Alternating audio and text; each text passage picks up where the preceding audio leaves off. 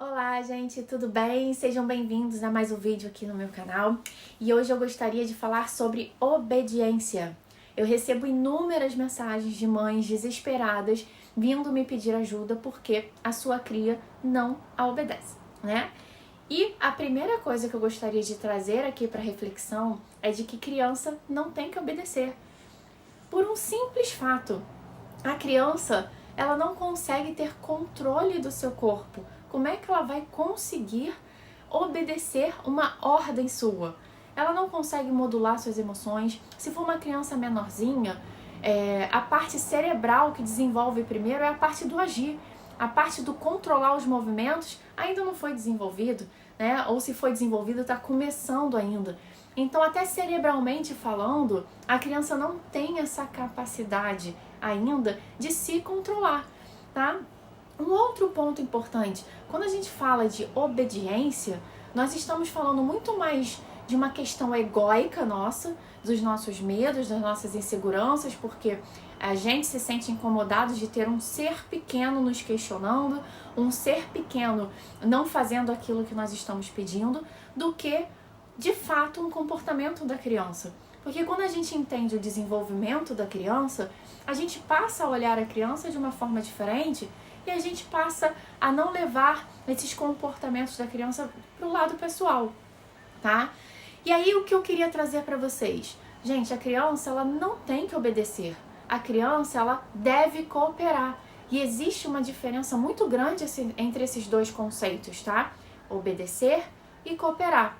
Quando a gente traz a criança para a cooperação, nós estamos colocando a criança dentro de uma sociedade democrática, que é o que a gente vive hoje, né? Então a criança, ela passa a ter direito a sim questionar se o que está acontecendo é certo, ou se ela pode ter direito a alguma coisa, ou se ela pode ter direito a mudar alguma situação que está acontecendo, se ela pode ter direito a participar das decisões da família, porque sim, ela faz parte desse ambiente, ela faz parte dessa instituição e ela tem esse direito, tá? Então, quando a criança coopera, o mau comportamento, ele diminui, ele praticamente zera. Mas por quê? Porque a gente respeita a opinião da criança. A gente respeita de que ela tem direito a viver em uma sociedade democrática e ela pode ser democrática, tá? Ok, Bruna, mas eu peço uma vez e ela não faz. Sim, gente, a criança, ela aprende através da repetição.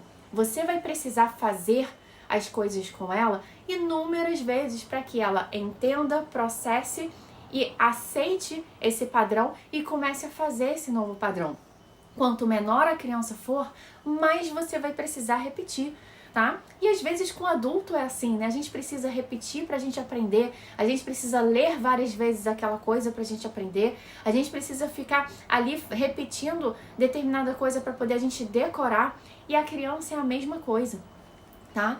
Então vamos nos atentar a esse fato de que não é pessoal com você, tá?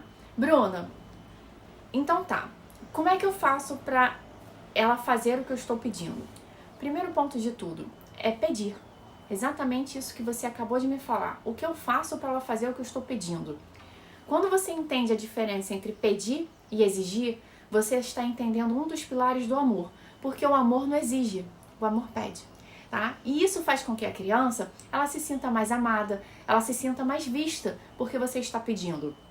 E aí a gente entra em outros fatores.